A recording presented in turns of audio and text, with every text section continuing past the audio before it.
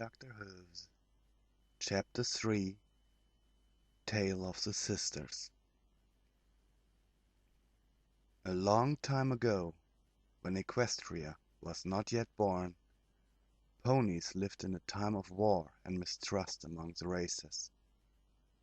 The Unicorn Republic, the Pegasite tribe, and the Earth Pony Alliance were all fighting over land and resources. In that time the sun and moon rose by themselves. But since the war had started, the intervals had become irregular. Sometimes it would be dark for a week, sometimes only for a few quick minutes. This caused great discomfort in every pony. For many years that war was waging, and more ponies died in its useless battles. Two foals, sisters in fact, by the names of Sunflower and Moon Lily, lost their parents in a quarrel with the Pegasi. They had a brother by the name of Good Heart, who helped them over their deaths. They hoped that they would never have to fight or take a life, yet their prayers were never heard. The sisters, different from their brother, were very gifted in magic, so much in fact that even the strongest of their teachers in the Unicorn Military Academy could not defeat them. They were shining in all their subjects. Only one thing they could never do: finish off their opponents. Even so, they refused to kill. Both graduated from the academy in record time and were assigned own battalions to command. Their brother, however, became a mere foot soldier under the command of his youngest sister, Moon Lily. One day, something happened, and Moon Lily made the right decision. The Unicorn's intelligence service, however, deemed her actions treacherous. She was to be stripped of her rank and put into a dungeon, but no pony could detain her, and so she fled. Her brother and sister, who were of the same mentality as her, were suspected to also be potential traitors, so they also were forced to flee. Even so, they did not know where their younger sister had gone. They found her by coincidence, because all three of them had been drawn to the same spot for safety: an ancient cave at the base of the city known as Canterlot today. There they found a giant tree. It is the same tree you see here behind me. The three stayed for several days and grew very hungry. The moss in this cave, however, was poisonous to them, and so only the leaves of this tree remained to be eaten. After they had done so, they felt strange, and one by one lost consciousness. As they awoke, they had changed. The two sisters had obtained vast knowledge, when the brother had turned into discord, having lost all the memories of his former life. The sisters tried to save him with their now even more powerful magic, but he escaped, just to be hunted down by the sisters a few centuries later. The two sisters had now not only lost their parents, but their only brother as well. They cried for a very long time when they heard a voice in their heads. It was the voice of this very tree, telling them what had happened and who it was. This tree is called Yggdrasil, the tree of life. He supports all living things in this world. When the ponies had eaten his leaves, some of his power had been transferred to them, giving them wings, stronger magic, and a duty to perform.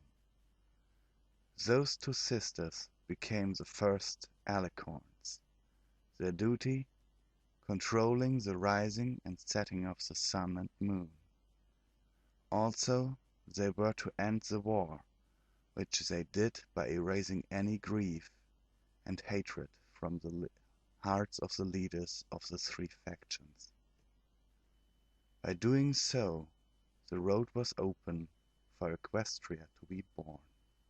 Luna was silent for a moment before the doctor realized that the story was over and he was allowed to speak again. So, Luna, you were not born an alicorn? We were not alicorns when we were born. We, our sister and I, do have the power to make some pony an alicorn, however. That is done by connecting that pony's soul to the soul of Yggdrasil. A pony whose soul is linked to him will never age nor die. Even a forceful death is out of the question, or at least very hard.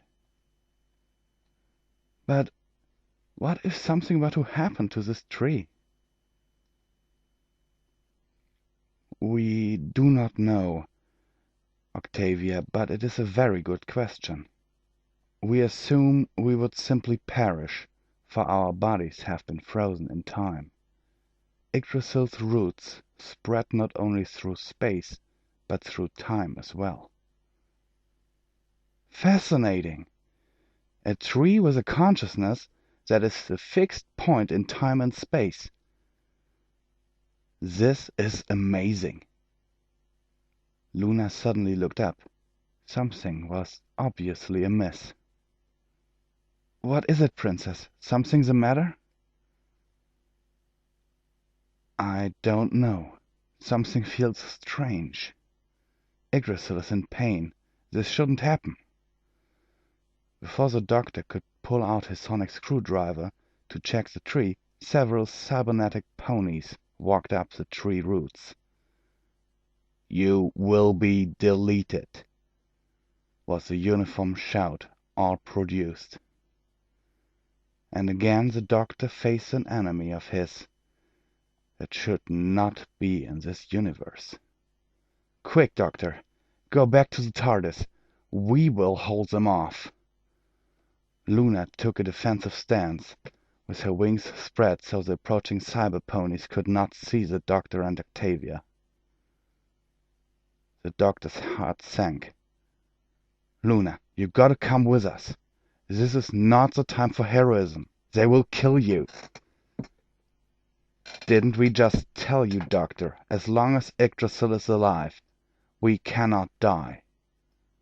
"And that is what I am afraid of, Luna. They might upgrade you." "Let them try." "Wait, what are you... Is that really something you should be worrying about now of all times, Octavia?" And once again they were pushed back into the TARDIS by Luna's magic. When the door swung shut, the doctor heard the princess cry out in agony outside.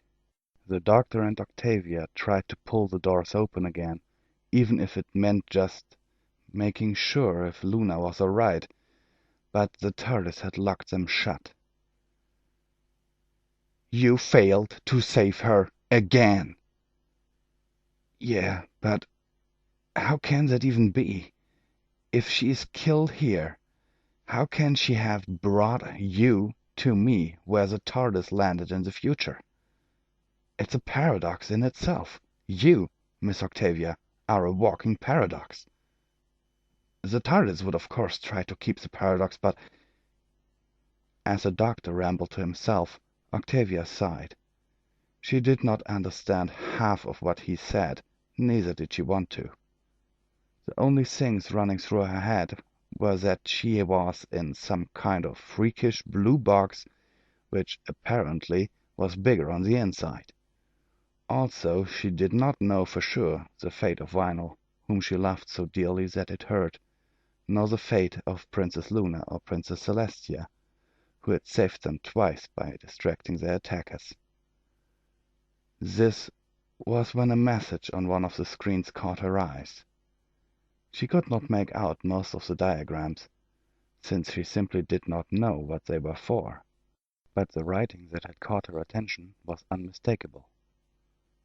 Autopilot on. Countdown started. Below that, a countdown from 20 was displayed. She turned back to the stallion, who Princess Luna had said had saved worlds before. If the princess trusted him, and even went so far as to lecture her to have respect towards him, maybe he was the real thing after all? But this couldn't be. The doctor was still mumbling something which she could not quite understand. Doctor? Doctor! Huh?